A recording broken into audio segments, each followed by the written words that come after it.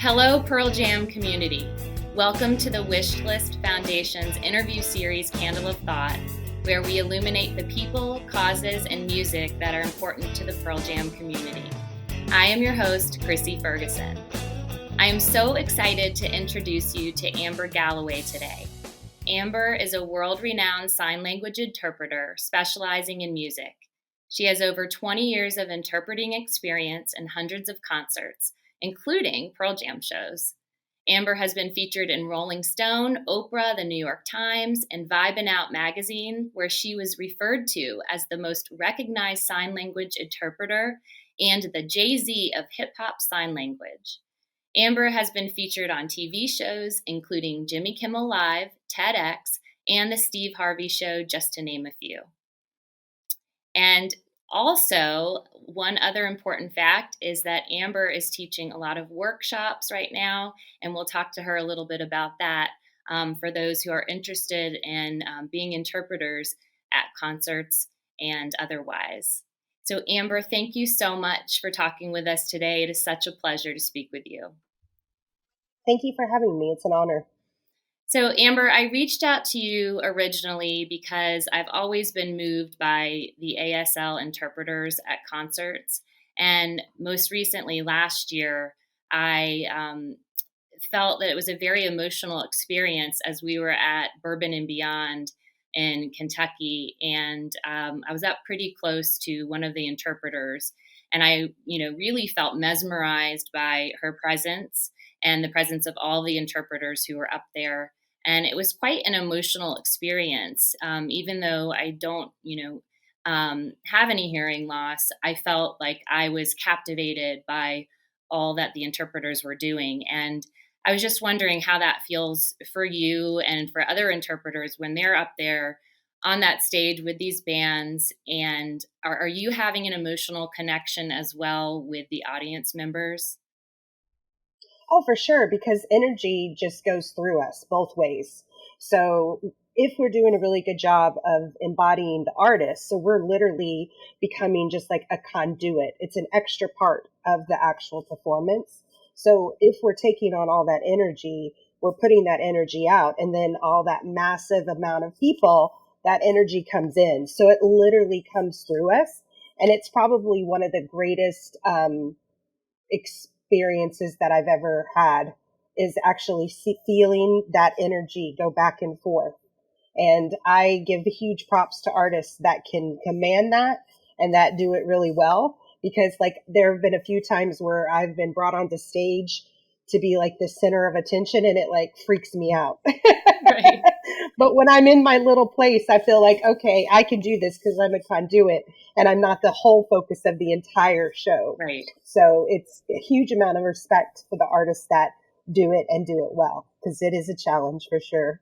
But yeah, energy is very much alive, and it's the greatest thing I've ever experienced. And it's actually really one of my happiest places is right before the show when I prep the artist. I got the artist down, and then I feel that energy coming back and forth through the artist and the guest. There's nothing like it. Yeah, speaking of that, when you're prepping for this, I know there has been a little bit of talk sometimes from interpreters who don't quite understand what maybe Eddie is saying or what the lyrics are, because we all know it's sometimes hard to understand, especially those earlier songs like Even Flow. Yes. But I know that you do a lot of preparation, and you do have a team if you are going to be interpreting for a certain band. So what all goes into that prior to taking the stage? So typically what we often do as a team is we will assign the concerts that we're going to interpret, and then we start researching the band. We want to know who they are, what their backgrounds are, because a lot of that will influence their lyrics. And so we need to know what their lyrics are about. And then we delve into the lyrics, and then we break them down so that it can be changed into American Sign Language, because a lot of people think American Sign Language is verbatim English, and it's not. It's its own language. It has all of its own rules. It's different. So we have to actually switch it and change it to where that it's going to be, linguistically sound. Right. And so we work through the concepts. We think about like the concepts that they're bringing. And then in that process of the concepts, we try to memorize as much as possible. So what I do for me, because I'm such a highly visual person and I also have significant hearing loss, I memorize and I make storyboards in my head, and I also draw them on the lyrics, or I'll like draw little stories next to each like stanza, right? Mm-hmm. So that I know what I'm going to sign and I already have the picture written in my head, so that I'm making a storyboard and I'm going to deliver that through the song. Right. Do you get the set list ahead of time for most concerts, or so you're not aware of what's coming up next? Well, what we do is, because like now, like when I first started, oh no, it was, I would read all kinds of music magazines to try to get like reviews of concerts. I would do everything I could. I would research as much as possible, read every article I could to try to get a set list when I first started. Now it's super easy. So there's setlist.com, .fm.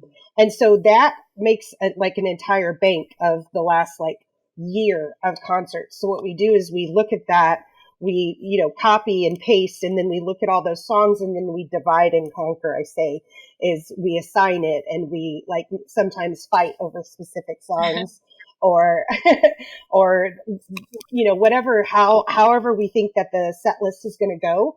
Then we divide it and we switch off about every 3 to 4 songs typically. And then we just research the hell out of it. Yeah.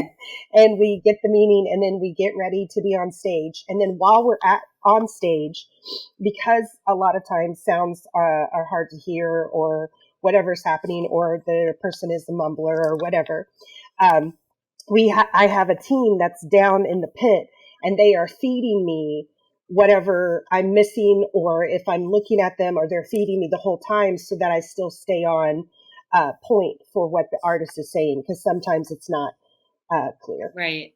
And so you said you'll kind of switch out, and I did notice that, after maybe every few songs, a new interpreter would come out. It's exhausting, right? I mean, not just the preparation, Yeah. but as I was saying, with the interpreter I witnessed last year, I was just, I mean, it was like her whole body, not just her hands, and was into the music. So is that a huge part Yeah. of it? It's just very tiring to be up there as well. For sure. And like research has shown that after 20 minutes, we start to have linguistic breakdown. And that's with any interpreter. And it's even more so with sign language because of the physicality of it. But then like specifically like for our team, what the theory that I've come about with is, I wanted to make sure that I could show all of the language and all of the voices. And all of the voices also mean instruments. And so for many years, interpreters would ignore the instruments and do like a Vanna White, like, look at the guitar. But I had very close friends to me that they are profoundly deaf. And they'd say, okay, I see the guitar. I see people laughing and smiling and they're clapping, but it doesn't make sense to me. I don't understand what's happening. Right. So then I started like talking through that. And then I started researching deaf storytellers to see how they dealt with different sounds. And I compared them to the different instruments and applied all of the language from already our existing language to specific sounds within music and guitars and stuff like that. So then it's even more tiring when it's a jam band, right, and they're like wailing for like, 10 minutes on different guitars. Like that is when you get really tired. Right. Because you're just like having to wail all yourself as well. And it's not air guitars. A lot of times people think, oh, that person's playing air instruments, but it's not at all. Okay. It's actually linguistically sound communication that we're actually putting out for our deaf guests. That's amazing. And there's something too about the feeling. I read something about having, people who are hard of hearing or who may be deaf to kind of be closer to where they're feeling the beat, whether it's, underneath their feet or sometimes I even feel it in my chest if I'm close enough, the beat of what's going on. Yeah. So does every band, that you interpret for, do they have that ability to have that? I guess there's the natural the natural sound from the bass in the stereos, but are there other things that are put in place so that the deaf and hard of hearing people can really feel the rhythm and the beat as well when they're up Well, there?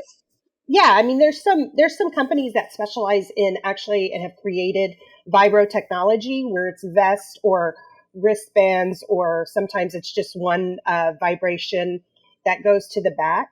But that also is just the bass oftentimes. But when we get close enough, we can feel the music. But this is the thing that a lot of people don't realize, because when deaf people get closer, um, deaf and hard of hearing people, and I'm just talking from my experience, the way that I walk through life as a hard of hearing person, is that when I'm closer, I can watch the also singer and I can read the lips and see their expression better than if I'm far back, because the camera is going to always go away, right? The camera will focus on different members of the band. So I don't have that constant ability to look at the artist. So I can see the interpreter, I can see what the interpreter is doing, but at the same time, I have that direct sight line so that I can also read the expressions of the artist. So then that brings true. Like hearing people can look around and look down, and they're still getting access to the music, the tonality, everything that the artist is bringing. So the way that I get that same experience is when I'm close, I can see the artist, see the facial expressions, and then be able to see the interpreter and be close to the speakers to feel the vibrations. Right.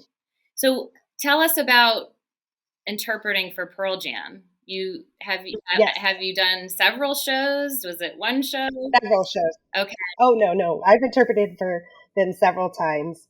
My story and connection to them, I remember, is I was 11 and my dad gave me a cassette of Pearl Jam. And that was my first experience with Pearl Jam. And then many years later, then I finally got to interpret for them.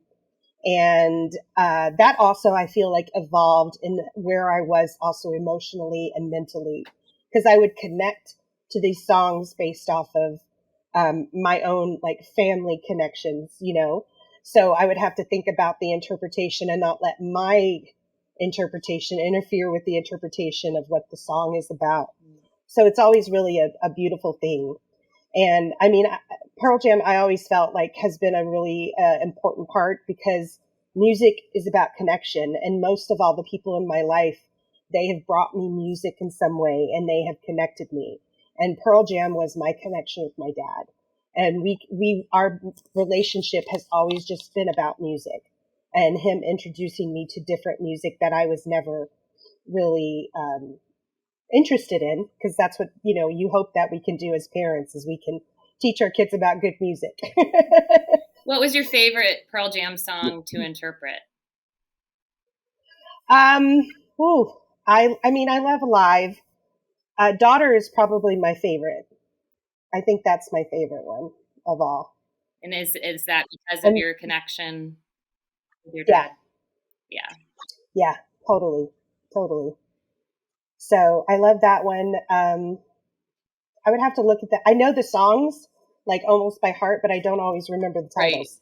Right. So, well, Kim Schaefer, she was an interpreter who really, caught the eye of Pearl Jam fans years ago.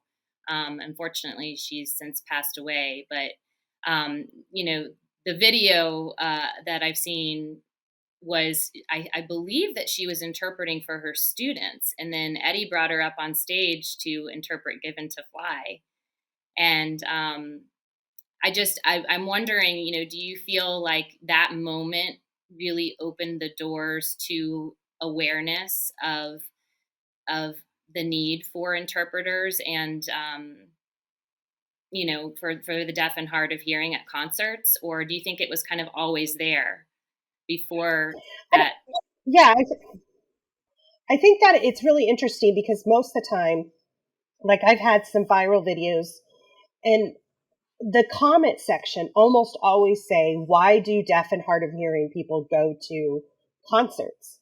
And it's like, why do you go to a concert? It's the same thing. Right. It's about the experience of what live music does. So you get these artists and you get this connection, And so I think also it's kind of those connections that happen. Like for me, I have that connection with my dad. So I know like my friend, she said she loved this one specific band because her dad always wore the t-shirts. And so she didn't really have a lot of connection with him, communication wise, because he didn't sign, she was deaf. But her connection was that band is my favorite band because it's my dad's. And so when you have those connections, that's what I think drives it. And then when you go and bring everybody together at a live event from all different backgrounds, and they come together for that shared experience, like there's no other connection like it. Right. And then again, it's that energy. It's the energy that's flowing. It's how the artist is working that energy, like they're feeling it. And I think that when awareness comes about, people start to say, oh, well, I never knew that, because it doesn't affect their world. Right. When it doesn't affect their world, how would they ever know that that was there? So I think that the more awareness is to know that there are like Pearl Jam fans, like there are some hardcore deaf and hard of hearing Pearl Jam fans. I'm telling you, like hardcore that know all the songs, that they're actually signing in the pit. They could get up on stage and probably interpret 10 times better than half of us, because that's their favorite band, right? So I think that awareness is always helpful, and to show people that just because somebody has a different walk in life doesn't mean that we shouldn't ever include them. And I wish that it happened more from the artist side, because there's so many battles to actually obtain access. That's what we've experienced. That's what I've experienced. It's what many of my friends have experienced, is the lack of awareness, and then also so many barriers to obtain access to their favorite artists. Right. And some of these festivals, like most recently Bottle Rock, and I noticed when you were getting tickets that it would say, that you can request, an ASL interpreter. Is that how that comes to be? Or are most of these festivals, is that something that will always happen, even if it's not requested? So it's really interesting. So during the pandemic was actually like a restart. So I had the opportunity to talk to a lot of different production companies about how to proactively provide. And I think that's the key in what artists as well as producers and managers can really proactively provide. So there is one production company that often proactively provides, that they're going to provide no matter what. They'll provide the headliners. And then if there are deaf and hard of hearing people that bought tickets, they can request other shows. And I find that to be so honorable, because we're here. We go to shows, but our way to try to get access to the shows has so many barriers to it. And so I think it's a beautiful thing. So festivals after the pandemic have really made a turn to start providing, but it's not always automatic. Like there are a lot of festivals out there that won't provide, or sometimes even deny. And I mean, that's not okay or legal, but it's a huge fight to try to get it. So if you proactively provide and say, nope, this is what I want, or if artists are like, hey, it's in my rider, you have to provide, then the festivals have to provide, or the venues have to provide, and then you can advertise it. Because I have seen the festivals that I work. I mean, I work a lot of them. My team worked Bottle Rock, but a lot of places that I have experienced in the last 2 years, the numbers for ticket sales have tripled. The number of guests coming that are deaf and hard of hearing have tripled. So when you do right by humanity, the profits will come.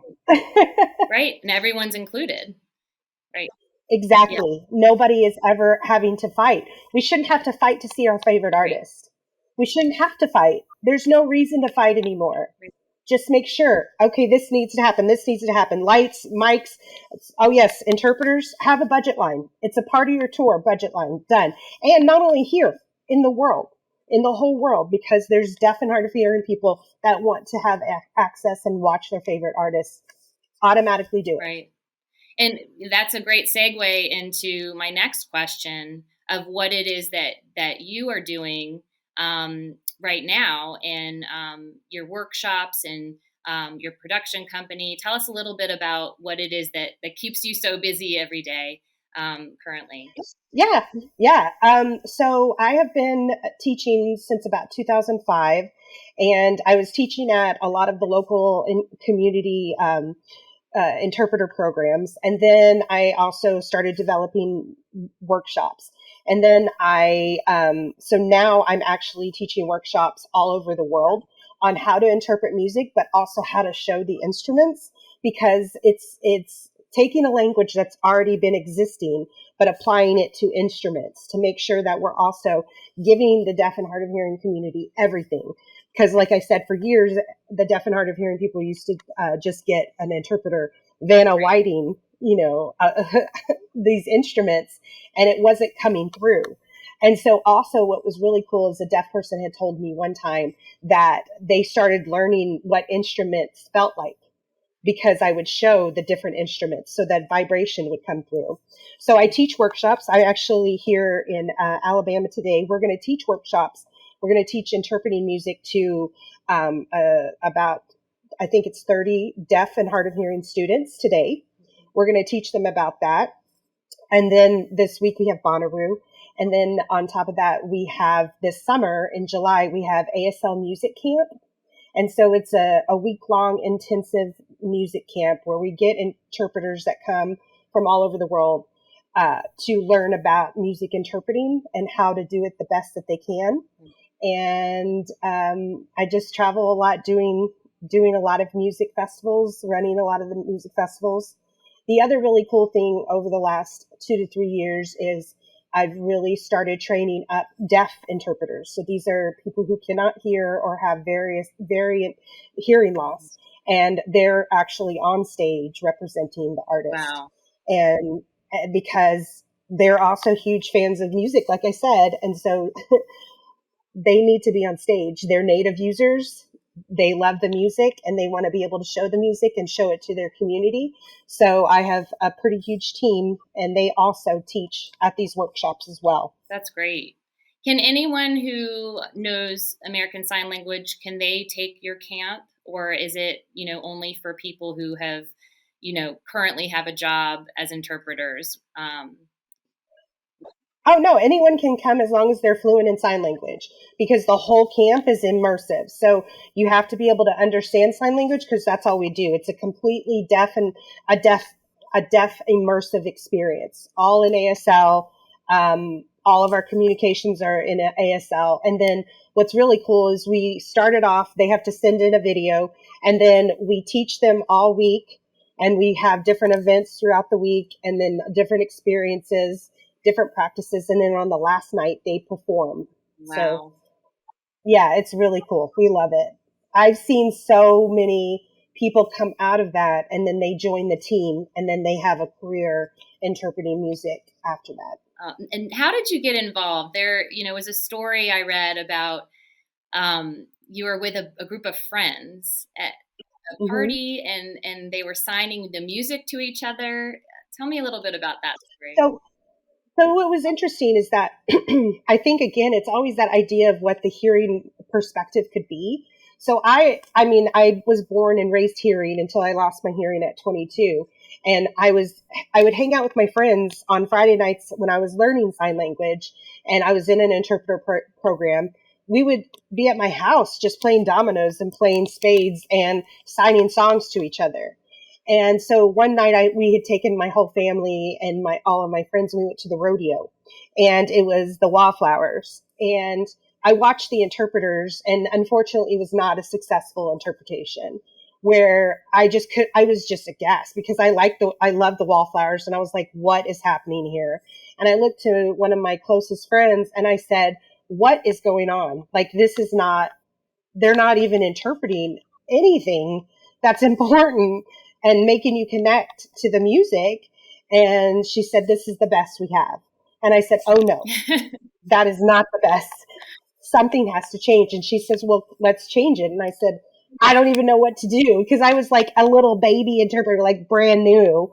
So I didn't even know what to do, but I was destined to make it happen so that there could be quality to the experience, because deaf and hard of hearing people deserve to have equality to the experience. As a hard of hearing person, I deserve equality to the experience. So that's when it kind of changed up. And this was way over 20 years ago. And that's what I've been focused on, and all of my energy on is creating this. And it's worked. I mean, like I said, the numbers have tripled, more access is happening. My company made Metallica's brand new music release, their whole new music release. We made their entire album. Wow. Accessible in ASL. And I just hope and wish that all artists would make their debut albums, as well as all their hits, accessible into ASL. Because if you Google it, you'll see it, but a lot of it is butchered, messed up, right. Very William Hung karaoke versions in sign language of people who are not experts, of people who are not linguistically sound. So you can find the interpretations, you can find them in ASL, but they're not linguistically sound. And so if all artists were to be like, let's go and let's get this done, who are the leaders in the field? Let's do that. And let's get them on board, and let's make all of our music accessible. I truly think that would be the hugest, largest change in how music can be accessed. Yeah, that would be amazing. Once again, including everyone. Yeah, that's great. So we can look forward to seeing you and your team. You said Bonnaroo. And what else is coming up for you? We have, I will be in the Czech for Colors of Ostrava. And then, we have, on my website, we publish every time we get a festival, we publish it there. So then you can see where my team is, as well as we're developing a new website to where you can also read about all of my team members and their backgrounds. And then you can follow their accounts. They produce a lot of songs that are very linguistically sound, as well as they have a lot of training in music, and they're the players in the field. They're the ones that are on the stages bringing music to life through their hands and face and movement. That's great. And so what is your website, so we can share that with everyone for them to take a look? It's ambergproductions.com. Okay, great. Well, Amber, thank you so much for taking the time to chat with me today. It is such a pleasure to meet you and to learn what you're doing for the deaf and hard of hearing community. I think it's amazing. Thank you so much. Thank you so much. Thank you for having me. I appreciate it.